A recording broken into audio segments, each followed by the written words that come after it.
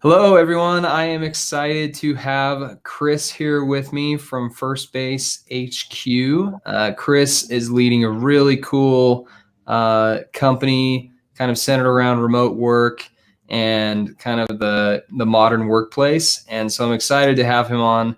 We connected a couple weeks ago on Twitter, had a nice conversation, and struck up some similarities pretty quickly. So I'm excited to have him. He is in New York today. Usually is out in the UK. So glad that he's able to be on a similar time zone to me today.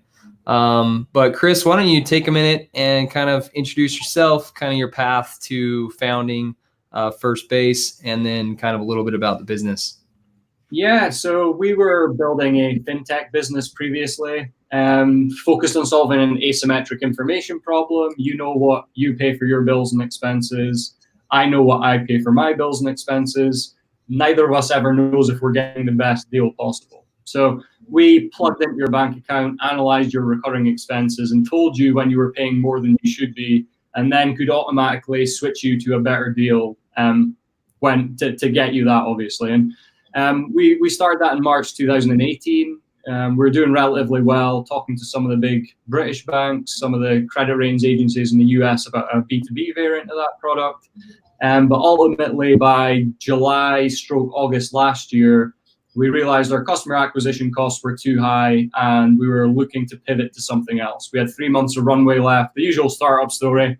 And we're just looking for what we wanted to do with the rest of that time because we knew we couldn't finish the fintech product to the extent that we wanted to. Fortunately, or in retrospect, we've created this internal product, which turned out to be Firstbase. We were a fully remote team. We wanted to be remote because I never wanted to commute for 25 days a year. My CTO wanted to be around when his son laughed for the first time or walked for the first time. So we always knew that we wanted to be that. And we were talking to seed investors about raising a fairly large seed round and knew we were going to hire 15 or 20 remote workers. And because we had a terrible experience getting our CTO set up when he joined, we found out it was incredibly expensive up front. It was time consuming. And then this stuff never turned up. We basically just built a product to take care of that. We finished that in February 2019. And then completely forgot about it for 6 months. Never looked at it, never touched it, never spoke to anyone about it. And then fast forward to the point where we were thinking about pivoting. I literally mentioned this to one of my friends by mistake, and he was like, "This is the coolest thing I've ever seen. Can we use it?" And we were like, "Well, nah, not really in the iteration it exists in today." And obviously from that point, we went and spoke to other people. They said the same thing. We spoke to big enterprises, Fortune 500s, FTSE 100s. They said the same thing as well. So we pivoted fully to Firstbase in August 2019, and yeah, been building the business ever since. I love it. Yeah, it's such a cool story how so many like little stories built into the narrative and kind of your lead up to where you're at now, where you found a need to pivot and found this, you had an idea of what this business would be, and then it was like this little piece of it ended up being Firstbase and kind of where the real growth was. And a really cool story with kind of launching a new company and having so many distractions with content and new SaaS tools, and definitely remote work is on the rise. And so there's a lot of remote work options. How have you guys tried to kind of stand out and create an experience for your customers and also just have your brand kind of shine? Yeah, I think probably two ways. It's specifically with content. We push out a lot of content on LinkedIn in terms of the blog posts that we write, which evangelize the benefits of remote work, highlight other companies that are offering great remote working experiences. And that's really just led to a lot of inbound more than anything else. So I think just being part of the community, sharing the experiences that we've had, the tools that we're using, the best practices that we're operating to. So I guess the one that stands out with that is really async first over synchronous first, and actually sharing our learnings around that has just helped people gravitate towards what we're doing. And at the same time, I think, yeah, there's been a lot of focus on what we would call the sexy side of remote working, and there's a lot of fragmentation there. There's communication tools, collaboration tools, documentation tools, and having been a remote team, we just experienced several challenges and obstacles ourselves around that culture and physical experience place at home. And yeah, that was really the reason that we started to think about Firstbase in those granular terms. How can we make sure that workers are safer, more comfortable, more productive at home than they would be in an office? How can we create that office type experience in the home so people can do their the best work that they've ever done? Yeah, that makes a lot of sense. You mentioned, community and kind of how you've been able to try and connect with customers and kind of get things rolling. What do you see as kind of like the DNA of a good experience, and maybe even like take us through, you mentioned some companies that have kind of already signed up to work with Firstbase. What is that kind of like acquisition to onboarding to, they've signed up to kind of customer success? Like, what does that look like for you guys? Yeah, so we're probably still anecdotal evidence of customer success, but obviously I can share the stuff up to that point. So Sure. Yep. Today we've got 600 companies on our waiting list. That's growing at about 5 to 10 every day. And that's just all pure inbound from things that we've written. So in that initial instance, they obviously join the waiting list. We reach out to them directly, give them a little bit more information about what we're doing. And I think trying to identify what struggles they have with remote work right now, and really understand how we can be helpful. We're remote for the right reasons. We see the benefits that people get in terms of quality of life. And that's really what we try to help them with and help them achieve a better variance of that. So once that initial fit's made, I guess they begin to move down the funnel. They're qualified as a customer. We would jump on a similar type of call like this, or an in-person meeting where, again, we would dial deeper into those problems, understand if they're struggling to go remote because it's got high upfront cost. Is it because they're worried about, certain trust issues, or do they trust their teams to be remote? And then once we understand that, we try to identify which parts of Firstbase would be beneficial to them. So cool. Those conversations obviously continue down that path, and where we can say, okay, well, what Firstbase is this all-in-one provisioning tool that lets you provide a great remote working experience at the touch of a button. You don't have to order that stuff. You don't have to pay for it up front. It's not going to arrive piecemeal with 15 different boxes. It's going to come all at the same time. And not only that, we're going to deliver that, we're going to maintain that, we're going to repair that. And at the end of the working relationship, if a worker leaves, we're going to collect it as well. I think every company that's ever had a remote workers and who has faced that challenge understands the benefit to that. Where they haven't, I think it's harder to appreciate until you've actually lived through it. Yeah. I mean, that's fair. There's definitely some pain points there. With you gave me kind of a quick demo when we had a chat a couple weeks ago, and the portal looks really intriguing and kind of how the flow works and really easy to set up. How have you tried to use like visuals and video to kind of really make that experience pop and kind of bring people in? Maybe it's a piece of your content strategy, or how have you tried to show that? Yeah, I think for any product that's consumer facing, insofar as people are going to use it as a service, it needs to be attractive. And if whether you want to call that potentially the superhuman effect, everyone expects even B2B type products that are enterprise, so B2B2C. So we work with the enterprise, we then get to their customer who is their worker at the end. People just have a higher expectation around the quality, not just the visuals, but the quality of the product. So yeah, we've spent a lot of time on making sure the UX is as simple as possible, making sure that if we share images of the product, it's as attractive as it needs to be. And I think in terms of the landing page, showing how easy the product is to use, giving the key benefits, that's been something that's been incredibly powerful for us. And I guess that's what's led us to create that waiting list in such a short period of time. Yeah, really cool. Congrats on that. Let's maybe pivot a teeny bit and dig in on some of the remote stuff you've mentioned. What have you found is kind of like the key for you working remotely, first of all, as an individual? How have you been able to kind of feel that connection that you have if you're working next to someone? And then secondarily, how have you, been a leader of a remote first company? What are some tips and tricks you've found that have been helpful with that? Yeah, I think for the first part of the question, it's really the human connection still necessary, right? So we obviously don't work in person every day, but we meet up infrequently, and I think there's a different cadence for different organizations. I think it's hard for me to say that it's a specific duration or period of time between those meetings, but for us, it's probably every quarter at a minimum. And then it's about the human interactions that you have during those periods virtually. I know some people are reluctant to put video on, but actually I think it's a massive help in terms of cultivating those connections. I think it's important to have things like Slack channels where people can be themselves and share a little bit of their outside life with what they're working on.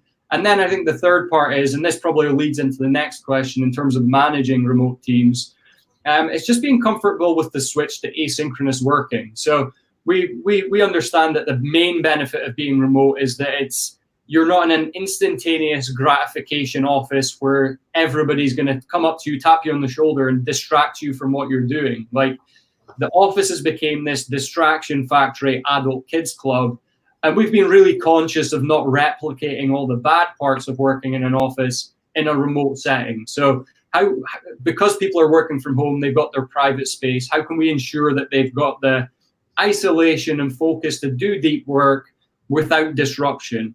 And I think there's a couple of things that help with that. I think the first one's great planning. I think you've got to be key in managing your calendar and visibility of that calendar so people know what you're doing when you're available.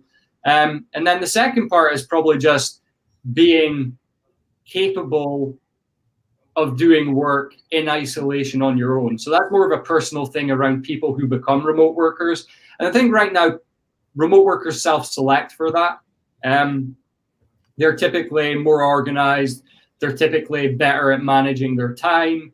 And I think that's a key thing that makes it certainly easier for me as a manager of a remote team to manage that team. A lot of it's on the team that we've built who are doing incredible work and just empowering them to do that remotely. Yeah, I think you brought up some great points of, that regular cadence of meeting up, allowing people to do deep work, providing the outlets for informal communication on Slack. I started using Cloud App so much at Adobe because I was managing some people that were in APAC, and it was hard for us to meet based on time zones frequently.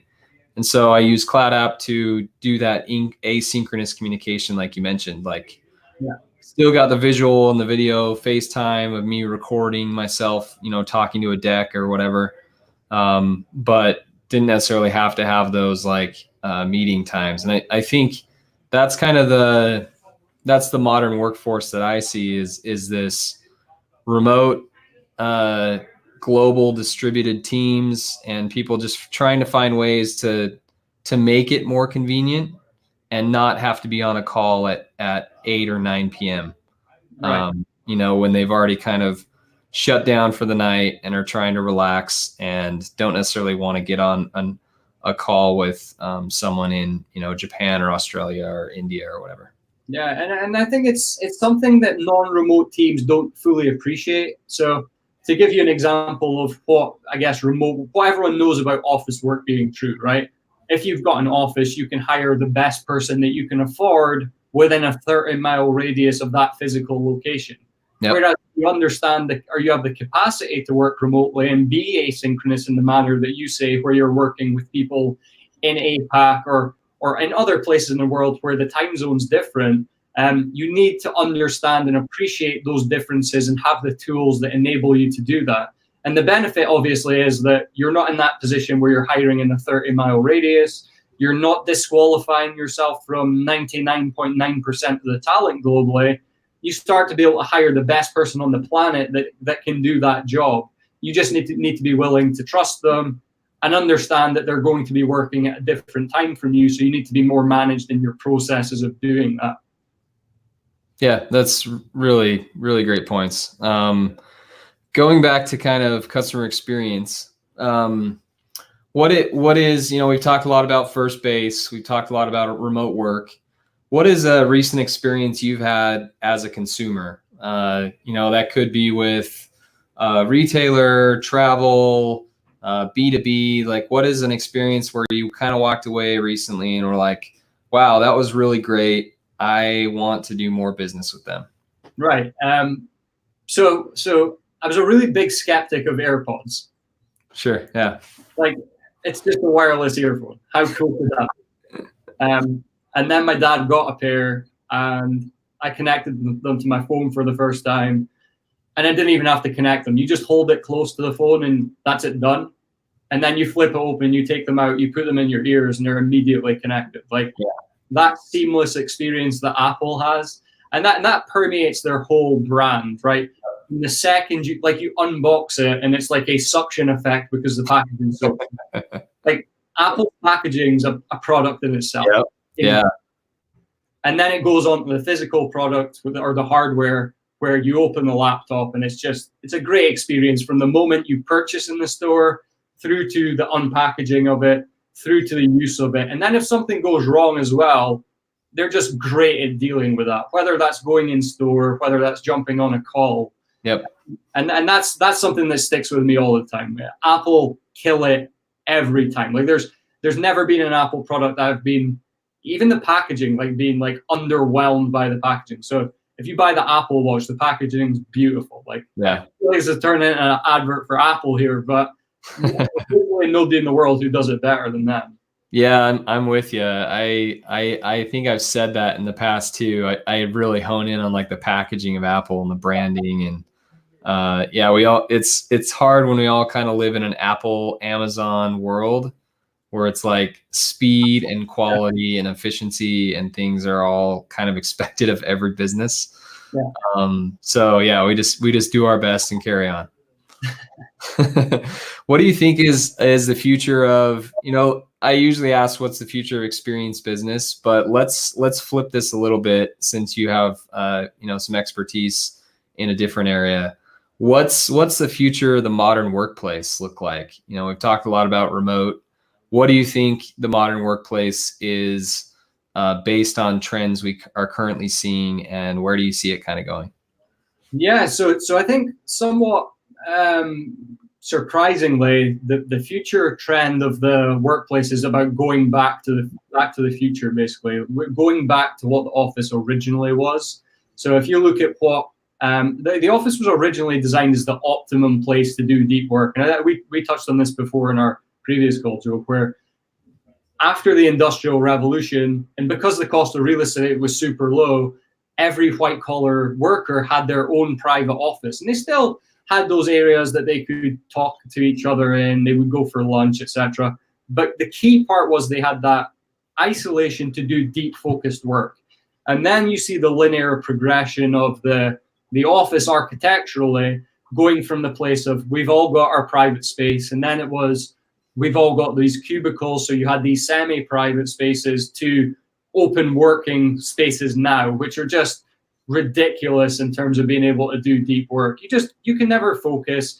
And so for me, that's what remote work becomes. Actually, we return back to what was initially that best place. We still have the opportunity to meet up in person, have those open spaces, do the collaborative work. I think people say that, yeah, what happens to collaboration when you go remote? Me personally, I've never seen any detrimental effect of that. I think it's completely overblown. You start to think of the benefits of remote work, and for me, that's where the future of work's going. That's where the future of the workplace is going. It's about how can people, and this is probably a good place to finish on, how can people organize work around their life rather than organizing life around their work? And really, that's what gift remote working gives people. It lets them have more control over their life, more flexibility, more balance, more trust from their workers, but ultimately more autonomy to fix their work schedule to do their best work. And that's really what the future of work, and probably the future of everything's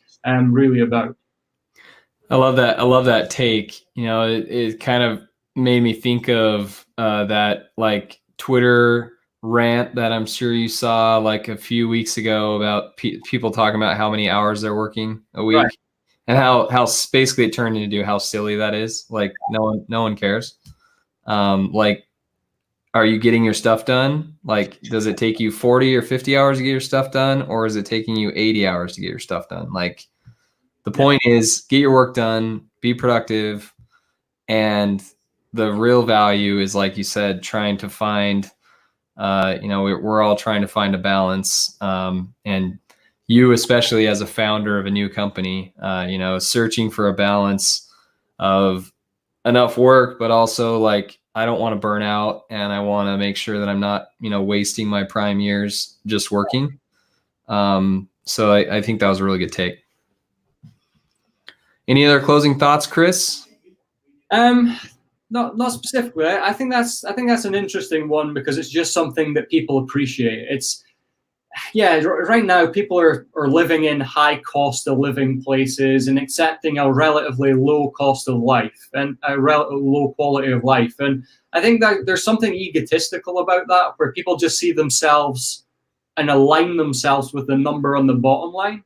And actually, they don't appreciate that the thing that's going to give them the higher quality of life is the disposable income that's left at the end of the month. So to your point, not being handcuffed to a city and being able to go away for a 2-week period on a trip while continuing to work because you can operate asynchronously, being able to drop your kids at school, being able to, for me personally, I get to read, work out, eat breakfast with my family in less time than my previous morning commute. So yeah, for me, that's what remote work is. That's why we want remote work to grow. We see this as really being the thing that will deliver the highest quality of life gains across the next decade. And that's why we see it as having growing as quickly as it has. And I think the more that we can do to help people have that great experience, the better remote work's going to be and the more people are going to work remotely. Awesome. Chris, great conversation. Thanks for your time. And safe travels when you leave the UK or leave New York back to the UK. Appreciate it. Thanks, man. Thanks.